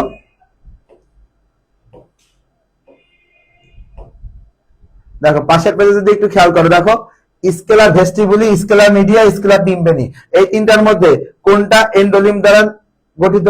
এন্ডোলিম কোনটা আছে দেখো। হ্যাঁ, তোমরা আশা করি পারছো সবাই যে ভেস্টিবুলি, মিডিয়া, টিম্পানির মধ্যে মিডিয়া মহাদেশ রয়েছে, তাই মিডিয়া হচ্ছে এন্ডোলিম, বাকিগুলো পেরিলিম। ঠিক আছে, এইভাবে তাহলে আমরা পড়বো যে মহাযুক্ত যা কিছু আছে সবকিছুর মধ্যে কি আছে, এন্ডোলিম। ঠিক আছে, এই কথা খেয়াল করতে হবে। আচ্ছা, এখন আমরা চলে আসি ভারসাম্য অঙ্গ। মানুষের যে ভারসাম্য অঙ্গ আছে, ভারসাম্যর ভ দিয়ে আমরা মনে রাখবো ভেস্টিবুলার অ্যাপারেটাস। মানুষের ভারসাম্য সৃষ্টিকারী অঙ্গকে কি বলা হয়, ভেস্টিবুলার অ্যাপারেটাস। এইটা আবার ইউট্রিকুলাস, স্যাকুলাস নামে দুইটা গহ্বর এবং তিনটা অর্ধবৃত্তাকার নালী দ্বারা গঠিত। তাহলে ভারসাম্য অঙ্গগুলো কি দ্বারা গঠিত, ইউট্রিকুলাস, স্যাকুলাস নামে দুইটা ছোট গহ্বর আর তিনটা অর্ধবৃত্তাকার নালী দ্বারা গঠিত। ঠিক আছে, এখন ইউট্রিকুলাস স্যাকুলাসে ম না থাকা সত্ত্বেও ইউট্রিকুলাস স্যাকুলাস কি দ্বারা পূর্ণ, এন্ডোলিম। এই কথা একটু মুখস্থ করতে হবে, এরা একটু ব্যতিক্রম। এরা ছাড়া বাকি যারা আছে সবার ক্ষেত্রেই দেখা যায় যারা মযুক্ত তারাই শুধুমাত্র কি, যারা মযুক্ত তারাই শুধুমাত্র এন্ডোলিম তরলে পূর্ণ। ঠিক আছে, এই কথা খেয়াল করবো। ঠিক আছে, আচ্ছা এরপরে খেয়াল করব, দেখো ইউট্রিকুলাস স্যাকুলাসের পরে এদের গহ্বরের ভিতরে আরেকটা অঙ্গ আছে, ম্যাকুলা। ইউট্রিকুলাস স্যাকুলাস ছাড়া আরেকটা অঙ্গের নাম কি, ম্যাকুলা। এই ম্যাকুলার মধ্যে কি থাকবে, সংবেদী রোমকোষ থাকবে, সংবেদী রোমকোষ থাকবে এবং এই রোমকোষগুলা কি হবে, ওটোলিথ সমৃদ্ধ মেমব্রেন দ্বারা দৃঢ়ভাবে গেঁথে থাকে। তাহলে এই সংবেদী ম্যাকুলার মধ্যে সংবেদী রোমকোষ থাকবে, একটা সিঙ্গেল রোমকোষ থাকবে। একটু পরে আমরা ছবি দেখবো, আপাতত এটা বুঝো, ম্যাকুলায় সংবেদী রোমকোষ থাকে এবং এসব কোষের রোমগুলো ওটোলিথ নামক মেমব্রেন দ্বারা দৃঢ়ভাবে গেঁথে থাকে। মানে কি, তুমি দেখো এই ওটোলিথ হচ্ছে একটা ক্যালসিয়াম কার্বনেট, তার মানে ধরো চুনের মিশ্রণ, তাহলে সেখানে কি সুতাগুলা ধান গাছের মতো এইভাবে বোনা হয়। ঠিক আছে, ওইভাবে গেঁথে থাকে, এই কথা লেখা আছে। ঠিক আছে, ওকে, এই কথা খেয়াল করব। আচ্ছা, এখন আসো আরেকটু নিশ্চয়ই খেয়াল করো, এই যে ওটোলিথের মধ্যে যে সংবেদী রোমকোষগুলো থাকে, এই রোমকোষগুলো আবার কুপুলা নামক জিলাটিন পর্দায় গভীরভাবে থাকে। ঠিক আছে, কুপুলার মধ্যে থাকে, কুপুলা নামক জিলাটিন দ্বারা গভীরভাবে প্রথিত থাকে। এই কথা খেয়াল করবো, মানে ওর মধ্যে ওই যে রোমকোষগুলো আছে সেই রোমকোষগুলো আবার কুপুলা দ্বারা আবৃত থাকে চারপাশে। ঠিক আছে, এই কথা খেয়াল করতে হবে। আচ্ছা, এরপর চলে আসি শ্রবণ অঙ্গ। এখানে খেয়াল করো, মানুষের শ্রবণের সাথে সংশ্লিষ্ট অঙ্গকে কি বলে, কক্লিয়া। তাহলে আবার ভালো করে খেয়াল করো, ভারসাম্য অঙ্গকে কি বলা হয়, ভেস্টিবুলার অ্যাপারেটাস, আর মানুষের শ্রবণের সাথে সংশ্লিষ্ট অঙ্গকে কি বলা হয়, কক্লিয়া। ঠিক আছে, এই কথা খেয়াল করব। এখন এই কক্লিয়া কত মিলিমিটার দীর্ঘ, কক্লিয়া প্রায় 35 মিলিমিটার দীর্ঘ। কক্লিয়ার দৈর্ঘ্য কত, প্রায় 35 মিলিমিটার। কক্লিয়ার মধ্যে কয়টা প্রকোষ্ঠ আছে দেখো, তিনটা।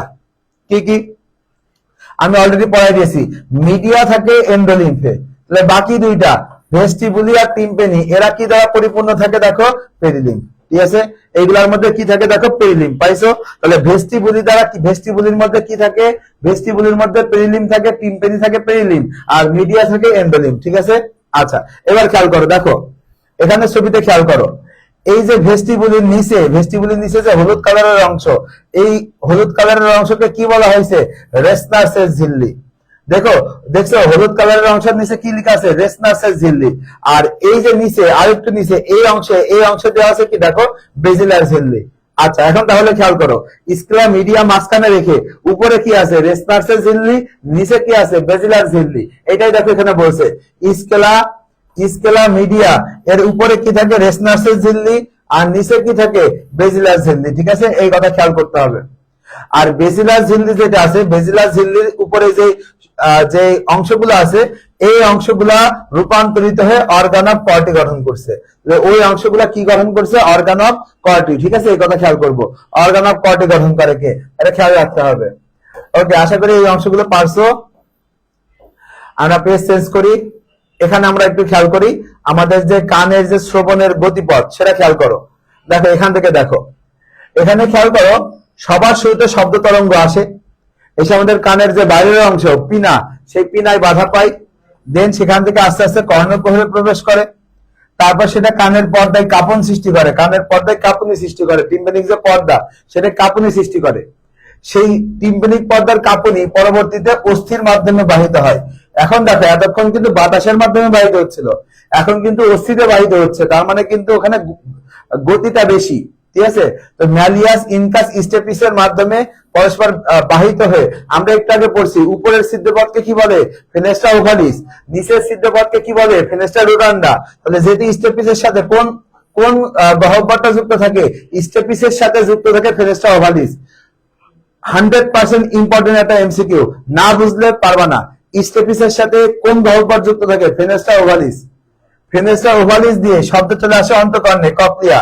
কক্লিয়ার মধ্যে আমরা জানি যে স্কেলা ভেস্টিবুলি, স্কেলা ভেস্টিবুলির মধ্যে থাকে পেরিলিম, স্কেলা মিডিয়ায় থাকে এনভেলিম, স্কেলা টিম্পানির মধ্যে থাকে পেরিলিম। তাই দেখো তিনটা, scala vestibuli, scala media, scala টিম্পানি, এই তিনটাতে যায়। দেন একদম তোমার যে একক কোনটা, শ্রবণের একক কোনটা, অর্গান অফ কর্টি, তার মাধ্যমে সংবেদী কোষ উত্তেজনা, দেন স্নায়ু উদ্দীপনা মস্তিষ্কে প্রেরণ করলে দেন আমরা শ্রবণে সহায়তা করে। এই হইতেছে আমার পুরো শ্রবণ প্রক্রিয়ার গতিপথ, এটা আমাদের বুঝতে হবে। ওকে, আশা করি তোমরা এই অংশটা বুঝতে পারছো। আচ্ছা, এখান থেকে আমরা খেয়াল করি পরের অংশে আসো, ভারসাম্য রক্ষা কৌশল। ভারসাম্য রক্ষা কৌশলের মধ্যে খেয়াল করব এই রোমগুলোর সাথে কোন ধরনের জেলির মতো বস্তু সংযুক্ত থাকে, কুপুলা।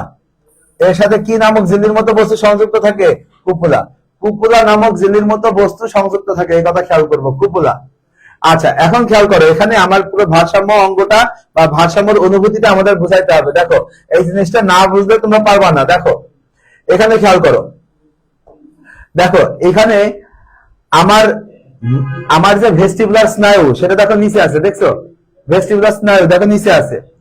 এখানে খেয়াল করো ভেস্টিবুলার স্নায়ুর উপরে এই যে এখানে যে আপনার তোমার গোলাপি কালারের অংশ আছে, এই গোলাপি কালারের অংশগুলোকে বলে কুপুলা। আর এখানে যে রোমগুলো আছে সেই রোমগুলোর কথা তো একটু আগে আমরা পড়ছি। এখানে যে সাদা কালারের অংশগুলো আছে এইগুলাই সেই ওটোলিথিক মেমব্রেন।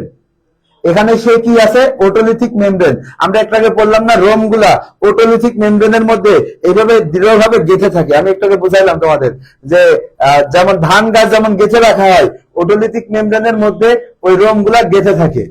আর এই রোমগুলা আবার চারপাশে কিসের আবরণী দ্বারা আবৃত, কুপুলা নামক জেলাটিনে আবৃত। ঠিক আছে, এখন আমাদের মাথা যখন এক পাশে এভাবে হেলে যায়, হেলে গেলে কি হয়, এই রোমগুলাও এক পাশে হেলে যায়। এ দেখো সংবেদী রোমগুলো এক পাশে হেলে যায়। সংবেদী রোমগুলো যখন হেলে যায়, এই অংশগুলোর নাম হচ্ছে অ্যাম্পুলা। এই অংশের নামগুলো হচ্ছে অ্যাম্পুলা। এই অ্যাম্পুলা তখন এই সংবেদী রোমকে উদ্দীপ্ত করে বলে কি, তোমার মাথা হেলে গেছে, তুমি এখন সোজা করো।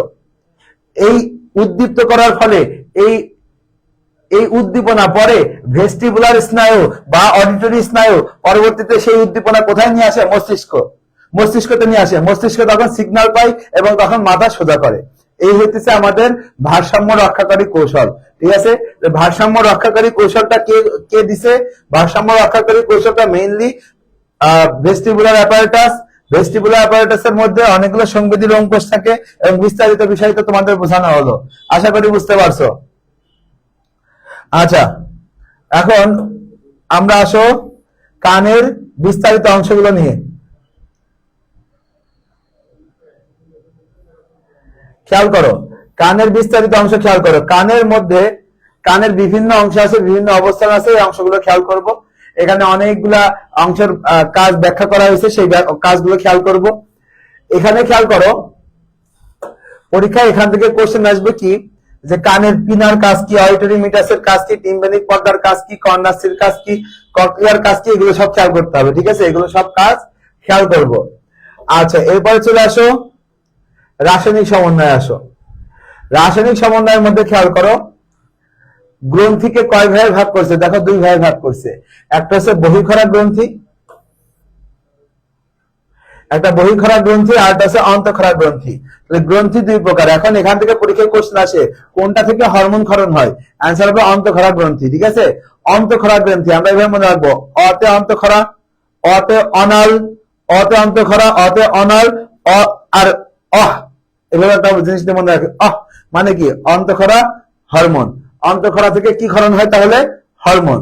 অন্তঃক্ষরা তাহলে নালীবিহীন, নালীবিহীন এবং অন্তঃক্ষরা কি ক্ষরণ করে? হরমোন ক্ষরণ করে। আচ্ছা, আর বহিঃক্ষরা কি ক্ষরণ করে? বহিঃক্ষরা ক্ষরণ করে রস বা জুস। এটাকে কি বলা হয়? বহিঃক্ষরা গ্রন্থির ক্ষরণকে বলা হয় এনজাইম। বহিঃক্ষরা গ্রন্থি কি ক্ষরণ করে? এনজাইম। আর অন্তঃক্ষরা গ্রন্থি কি ক্ষরণ করে? হরমোন। এই দুটো কথা খেয়াল করব। আচ্ছা, এছাড়া আর কিছু মিশ্র গ্রন্থি আছে। কিছু কি গ্রন্থি আছে? মিশ্র গ্রন্থি। মিশ্র গ্রন্থি কারা? একটু লিখে নাও, মিশ্র গ্রন্থি কারা? মিশ্র গ্রন্থি হচ্ছে যারা ক্ষয়যুক্ত। ক্ষয়যুক্ত, ক্ষয়যুক্ত কারা আছে?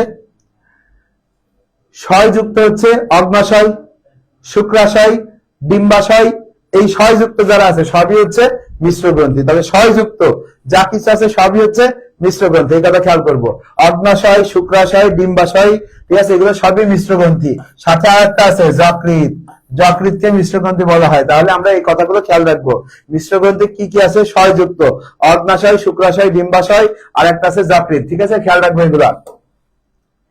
ওকে, আমরা চলে আসি নিচের অংশে আসি। দেখো, অন্তঃক্ষরা গ্রন্থি আর বহিঃক্ষরা গ্রন্থির মধ্যে পার্থক্য অলরেডি আমরা পড়ছি। অতে অন্তঃক্ষরা, অতে অনাল মানে কি? নালীবিহীন।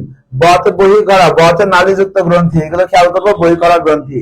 আচ্ছা, এখন খেয়াল করো, অন্তঃক্ষরা গ্রন্থি কিসের মাধ্যমে পরিবাহিত হয়? রক্ত বা লসিকার মাধ্যমে। রক্ত বা লসিকার মাধ্যমে পরিবাহিত হয় কোনটা? অ্যান্সার হবে অন্তঃক্ষরা গ্রন্থি। বহিঃক্ষরা গ্রন্থি কিসের মাধ্যমে পরিবাহিত হয়? নালীর মাধ্যমে। নালীর মাধ্যমে পরিবাহিত হয় কোনটা? নালীর মাধ্যমে পরিবাহিত হয় বহিঃক্ষরা গ্রন্থি। ওকে, আচ্ছা, এরপরে খেয়াল করো, দেখো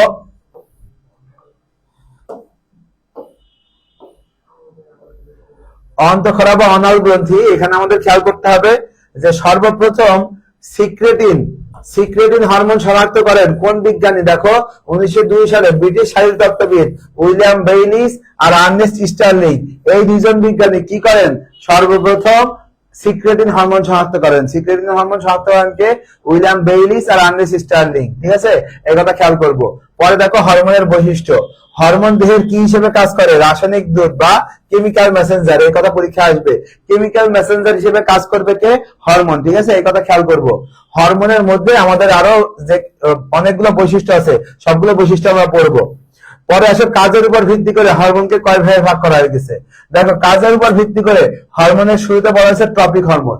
যে হরমোন এক গ্রন্থি থেকে নিঃসৃত হয়ে আর একটা গ্রন্থির ক্ষরণ নিয়ন্ত্রণ করে তাকে বলে ট্রপিক হরমোন। যেমন আমাদের টিএসএইচ, ফুল মিনিং হচ্ছে থাইরয়েড স্টিমুলেটিং হরমোন। এটা পিটুইটারি গ্রন্থি থেকে ক্ষরণ হয়। পিটুইটারি গ্রন্থি থেকে ক্ষরণ হয়ে এটা কাজ করে কার উপর? থাইরয়েডের উপর। যেহেতু পিটুইটারি গ্রন্থি থেকে ক্ষরণ হচ্ছে কিন্তু কাজ করতেছে আর একটা গ্রন্থির উপর, তাই এটার নাম হয়ে যাচ্ছে ট্রপিক হরমোন। ঠিক আছে, আচ্ছা, এরপর খেয়াল করো অটোকয়েড হরমোন মানে কি? যে হরমোন যেখানে উৎপত্তি তার নিকটেই কাজ করে। যেমন গ্যাস্ট্রিন হরমোন পাকস্থলিত উৎপত্তি, পাকস্থলিতই কাজ। তাই এটাকে বলা হচ্ছে কি? অটোকয়েড হরমোন। অটোকয়েড হরমোন মানে কি? যেখান থেকে উৎপত্তি সেখানেই কাজ। এরপর খেয়াল করো প্যারাক্রিন হরমোন। প্যারাক্রিন মানে কি? যখন একটা হরমোন আর একটা হরমোনকে নিয়ন্ত্রণ করে, একটা হরমোন যখন আর একটা হরমোনকে নিয়ন্ত্রণ করে তখন তাকে কি বলা হয়? প্যারাক্রিন। ঠিক আছে, একটা হরমোন যখন আর একটা হরমোনের ক্ষরণ নিয়ন্ত্রণ করে তাকে কি বলবো? প্যারাক্রিন হরমোন। যেমন অগ্নাশয়ের আলফা কোষ সে গ্লুকাগন ক্ষরণ করে, বিটা কোষ ইনসুলিন ক্ষরণ করে। একজন আরেকজনকে নিয়ন্ত্রণ করবে। ইনসুলিন বেশি হলে গ্লুকাগন কমবে, গ্লুকাগন বেশি হলে ইনসুলিন কমবে। যেহেতু পরস্পরের বিপরীত কাজ করতেছে তাই এর নাম হয়েছে প্যারাক্রিন হরমোন। নিউরো হরমোন কাকে বলে? মস্তিষ্ক থেকে যে সিগন্যালের মাধ্যমে যে হরমোন গুলো ক্ষরণ হয় সেগুলোকে মস্তিষ্ক হরমোন, নিউরো হরমোন বলে। যেমন এডিএইচ, অক্সিটোসিন, এগুলাকে কি বলা হয়? Neuro hormone. এরপর পাকতন্ত্রীয় হরমোন কোনগুলা? গ্যাস্ট্রিন, সিক্রেটিন, এগুলাকে কি বলা হয়? পাকতন্ত্রীয় হরমোন। ঠিক আছে, এই কথা খেয়াল করবো। পাকতন্ত্রীয় হরমোন কি কি আছে? গ্যাস্ট্রিন আর সিক্রেটিন। ওকে, এখন খেয়াল করো, দেখো এখানে পুরো একটা সুন্দর ছক দেওয়া আছে, এই ছকটা আমাদের পড়তে হবে, এই ছকটা সম্পূর্ণ আমরা মুখস্থ করতে হবে। এই ছক যদি আমরা মুখস্থ করি তাহলে এই ছকের শেষে যে হরমোন গুলো আছে সেগুলো না পড়লেও চলবে, এই ছকের মাধ্যমে সব শেষ হবে। এখন এই ছকগুলো আমরা কিভাবে মুখস্থ করব? ছক মুখস্থ করার আগে আগে অন্তঃক্ষরার গ্রন্থিগুলোর নাম পড়তে হবে। অন্তঃক্ষরার গ্রন্থির নামগুলো আমরা মস্তিষ্ক থেকে শুরু করে আস্তে আস্তে নিচ পর্যন্ত পড়বো। দেখো সবার শুরুতে খেয়াল করো, অন্তঃক্ষরার গ্রন্থি মস্তিষ্কে কোনটা থাকে? পিটুইটারি। মস্তিষ্কের তৃতীয় প্রকোষ্ঠে কোনটা থাকে? পিনিয়াল। গলার এখানে কোনটা থাকে? থাইরয়েড। থাইরয়েডের পৃষ্ঠদেশে কোনটা থাকে? প্যারাথাইরয়েড। প্যারাথাইরয়েডের নিচে কোনটা থাকে? থাইমাস। এখানে আমাদের অগ্ন্যাশয় এখানে কোনটা আছে? Islets of Langerhans. কিডনির উপরে কোনটা আছে? অ্যাড্রেনাল বা সুপ্রারেনাল। এরপর আছে শুক্রাশয়, ডিম্বাশয়। ঠিক আছে, এই যে আমাদের একদম মস্তিষ্ক থেকে শুরু করে আস্তে আস্তে আমরা নিচে নামছি, এইভাবে আমরা অন্তঃক্ষরা গ্রন্থিগুলোর নাম পড়বো। সিরিয়ালি না পড়লে চলবে, সমস্যা নাই, তবে নাম মনে রাখতে হবে। ওকে, এখন এই যে এখানে আমাদের পড়তে হবে ডিম্বাশয়। ডিম্বাশয়ের মধ্যে আমরা খেয়াল করব ইস্ট্রোজেন আর প্রোজেস্টেরন আছে, তাই না? দেখো ডিম্বাশয়ের মধ্যে কি আছে? ইস্ট্রোজেন আছে, প্রোজেস্টেরন আছে। ডিম্বাশয় থেকে তাহলে কোনটা কোনটা ক্ষরণ হয়? ইস্ট্রোজেন আর প্রোজেস্টেরন। এখন এই ইস্ট্রোজেন আর প্রোজেস্টেরন কোনটার কাজ কি আমরা এভাবে পড়বো, পিতে প্রোজেস্টেরন, পিতে প্রেগন্যান্সি।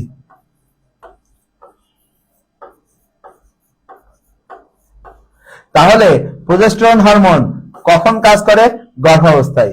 প্রোজেস্টেরন হরমোন কখন কাজ করে? গর্ভাবস্থায়। ওয়াইতে ইস্ট্রোজেন, ওয়াইতে ইস্ট্রোজেন, ওয়াইতে ইয়াং। ওয়াইতে ইয়াং মানে কি? ইয়াং। ইয়াং মানে কি? বয়সন্ধিকালে কোন হরমোন কাজ করে? ইস্ট্রোজেন। প্রোজেস্টেরন প্রেগন্যান্সি মানে গর্ভাবস্থা, ইস্ট্রোজেন ইয়াং মানে বয়সন্ধিকাল। ঠিক আছে, এটা খেয়াল করব। টেস্টোস্টেরন কি করে? যৌনাঙ্গের বৃদ্ধি ঘটায় পুরুষদের, এটা আমরা সবাই জানি। এবার আসি উপরে, অ্যাড্রিনাল বা সুপ্রারেনাল। এখানে শুরুতে দেখো কর্টেক্স আছে, কর্টেক্স আর মেডুলা। আমরা তো জানি কিডনির অংশ দুইটা, একটা আছে কর্টেক্স আর একটা মেডুলা। তো কর্টেক্স থেকে আসে কি? গ্লুকোকর্টিকয়েড। আর এখানে আছে কি? মিনারেলোকর্টিকয়েড। তো গ্লুকোর মধ্যেই আমরা বুঝতে পারতেছি এখানে কি নিয়ন্ত্রণ করে? শর্করা ও আমিষ বিভাগ নিয়ন্ত্রণ করে। যেটা গ্লুকো সেটা নিয়ন্ত্রণ করতেছে কি? শর্করা ও আমিষ। যেটা মিনারেল সেটা কি নিয়ন্ত্রণ করে? খনিজ লবণ। মিনারেল মানে তো খনিজ লবণ, আমরা তো জানি মিনারেল মানে খনিজ লবণ, তাই মিনারেলোকর্টিকয়েড খনিজ লবণ।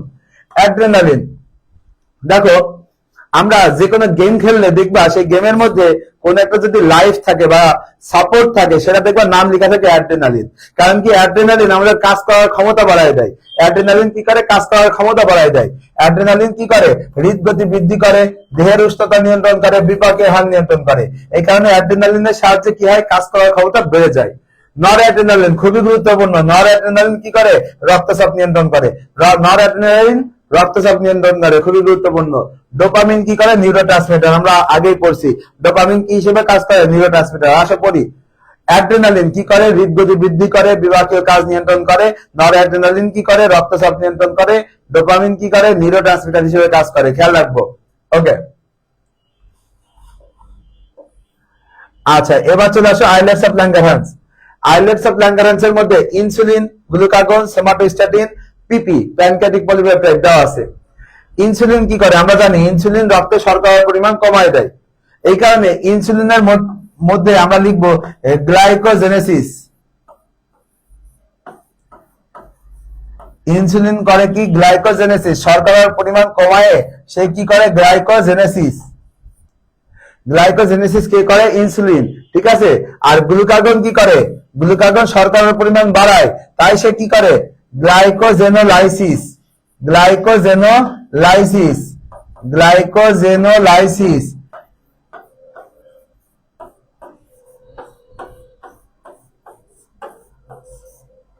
গ্লাইকোজেনোলাইসিস। তাহলে ইনসুলিন করে গ্লাইকোজেনেসিস, গ্লুকাগন করে গ্লাইকোজেনোলাইসিস। ঠিক আছে, এই কথা খেয়াল করব।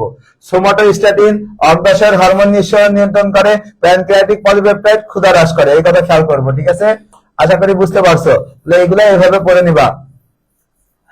আচ্ছা এরপরে আসো, দেখো থাইমাসের কাজ। থাইমাসের মধ্যে আমাদের খেয়াল করতে হবে থাইমাস থেকে কোনটা আসে? থাইমোসিন আসে। থাইমাস থেকে কোনটা আসে? থাইমোসিন। থাইমোসিন কি করে? লিম্ফোসাইট প্রস্তুতি করে ও অ্যান্টিবডি গঠন করে। এই কথা খেয়াল করব। থাইমোসিন কি করে? লিম্ফোসাইট প্রস্তুতি করে ও অ্যান্টিবডি গঠন করে। ঠিক আছে, থাইমোসিন তাহলে লিম্ফোসাইট প্রস্তুতি ও অ্যান্টিবডি গঠন করে। প্যারাথাইরয়েড কি করে? প্যারাথাইরয়েড হরমোন ক্ষরণ করে। প্যারাথাইরয়েড কি করে? প্যারাথরমোন হরমোন ক্ষরণ করে। ঠিক আছে, এই কথা খেয়াল করবো। প্যারাথরমোন কি করে? ক্যালসিয়াম আর ফসফরাসের বিপাক নিয়ন্ত্রণ করে। ক্যালসিয়াম আর ফসফরাসের বিপাক নিয়ন্ত্রণ করে।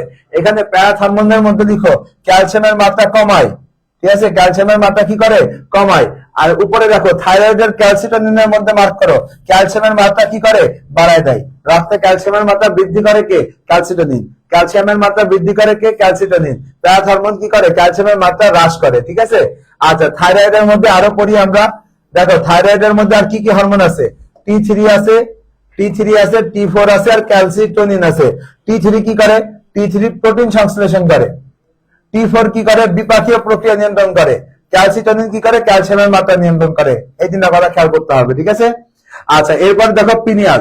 পিনিয়ালের মধ্যে কোন হরমোন? দেখো মেলাটোনিন কি করে? মেলাটোনিনের কাজ হচ্ছে ঘুম জাগরণ চক্র নিয়ন্ত্রণ। আমরা যারা ঘুম জাগরণ চক্র নিয়ন্ত্রণ না বিধায় আমরা কষ্টে আছি, আমাদের আসলে কোন হরমোনটা আমাদের ঘুম জাগরণ চক্র নিয়ন্ত্রণ করে? মেলাটোনিন। ঠিক আছে, এটা খেয়াল রাখবা। আচ্ছা এরপর চলে আসো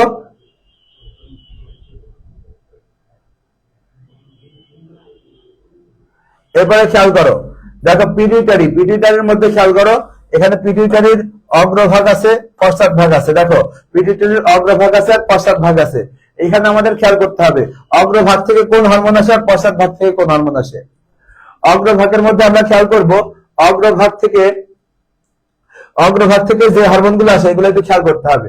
অগ্রভাগ থেকে কোন হরমোন গুলো আসে মনে রাখবো, বৃদ্ধি পোষক হরমোন, থাইরয়েড উদ্দীপক, luteinising, follicle stimulating, prolactin, adrenocorticotropic, melanocyte উদ্দীপক হরমোন। ঠিক আছে, এই হরমোন গুলো আসে।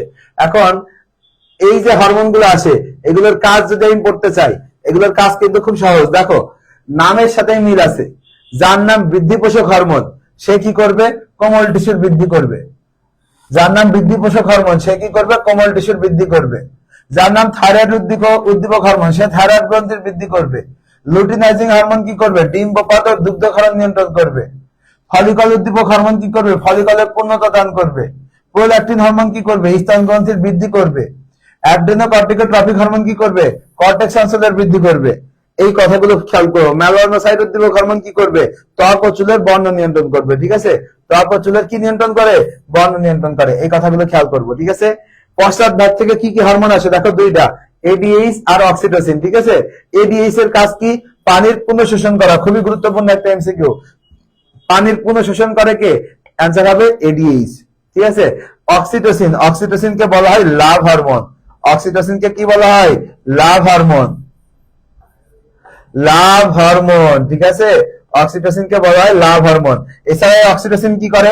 জরায়ু সংকোচন এবং দুগ্ধক্ষরণ নিয়ন্ত্রণ করে। জরায়ু সংকোচন আর দুগ্ধক্ষরণ নিয়ন্ত্রণ করে কে?